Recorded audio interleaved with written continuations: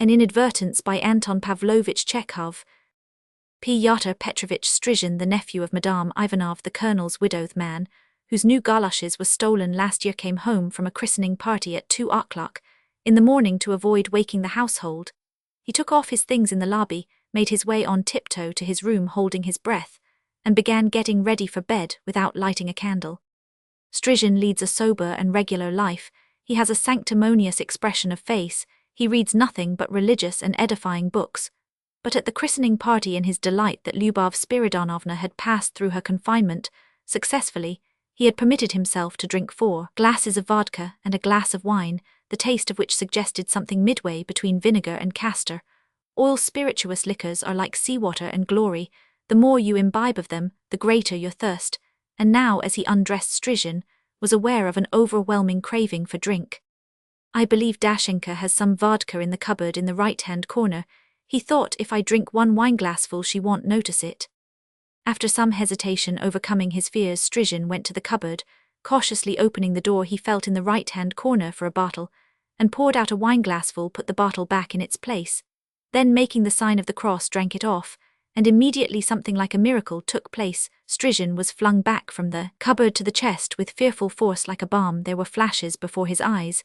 He felt as though he could not breathe, and all over his body he had a sensation, as though he had fallen into a marsh full of leeches.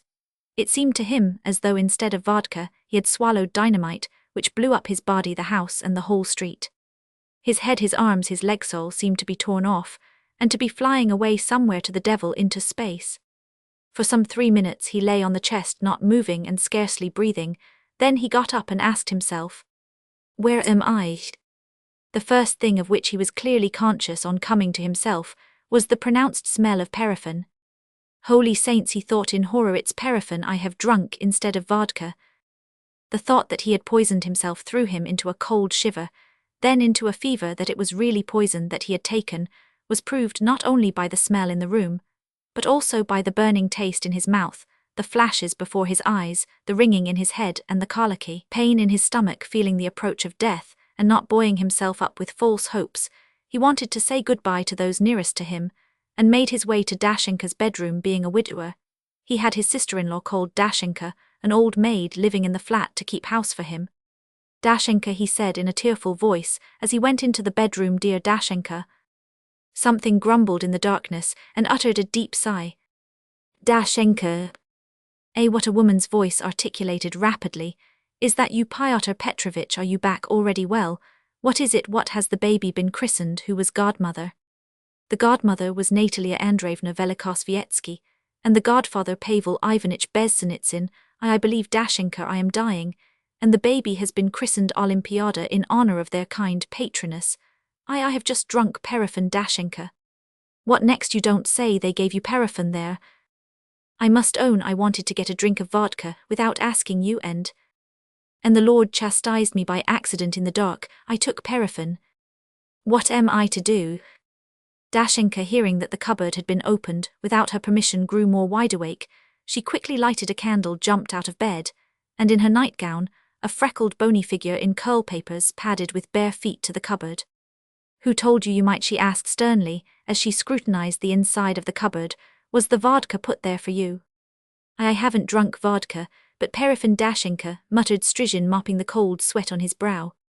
"And what did you want to touch the paraffin for? That's nothing to do with you, is it? Is it put there for you, or do you suppose paraffin costs nothing? Do you know what paraffin is now? Do you know?"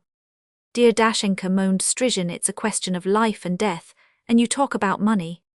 "He's drunk himself tipsy, and now he pokes his nose into the cupboard," cried Dashenka, angrily slamming the cupboard door. "Oh, the monsters, the tormentors! I am a martyr, a miserable woman, no peace day or night. Vipers, basilisks, accursed Herods, may you suffer the same in the world to come. I am going tomorrow. I am a maiden lady, and I won't allow you to stand before me in your underclothes. How dare you look at me when I am not dressed?"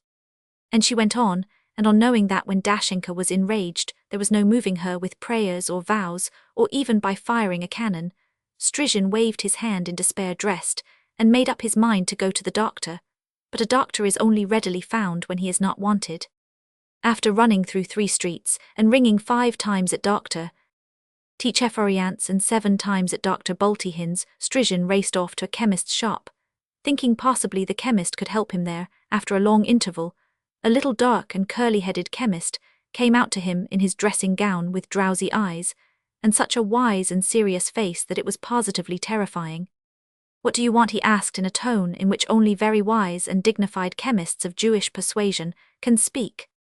"For God's sake, I entreat you," said Strijan, breathlessly, "give me something. I have just accidentally drunk paraffin. I am dying. I beg you not to excite yourself, and to answer the questions I am about to put to you. The very fact that you are excited prevents me from understanding you. You have drunk paraffin, yes?" "Yes, paraffin, please save me." The chemist went coolly and gravely to the desk, opened a book, became absorbed in reading it. After reading a couple of pages, he shrugged one shoulder, and then the other, made a contemptuous grimace, and after thinking for a minute went into the adjoining room. The clock struck 4, and when it pointed to 10 minutes past, the chemist came back with another book, and again plunged into reading. He said, as though puzzled, "The very fact that you feel unwell shows you ought to apply to a doctor, not a chemist." "But I have been to the doctors already. I could not ring them up." "You don't regard us chemists as human beings and disturb our rest, even at 4 o'clock at night, though every dog, every cat can rest in peace. You don't try to understand anything, and to your thinking we are not people, and our nerves are like cords." Strijan listened to the chemist, heaved a sigh, and went home. "So I am fated to die," he thought. And in his mouth was a burning and a taste of paraffin. There were twinges in his stomach, and a sound of boom, boom, boom in his ears. Every moment it seemed to him that his end was near, that his heart was no longer beating. Returning home, he made haste to write, "Let no one be blamed for my death." Then he said his prayers, lay down, and pulled the bedclothes over his head. He lay awake till morning, expecting death, and all the time he kept fancying how his grave would be covered with fresh green grass, and how the birds would twitter over it. And in the morning he was sitting on his bed, saying with a smile to Dashenka, "One who leads a steady and regular life, dear sister, is unaffected by any poison. Take me, for example. I have been on the verge of death. I was dying, and in agony, yet now I am all right. There is only a burning in my mouth and a soreness in my throat, but I am all right all over, thank God. And why? It's because of my regular life." "No, it's because it's inferior," paraffin sighed Dashenka, thinking of the household expenses, and gazing into space. "The man at the shop could not have given me the best quality, but that at 3 farthings, I am a martyr, I am a miserable woman. You monsters, may you suffer the same in the world to come, accursed Herods." And she went on and on.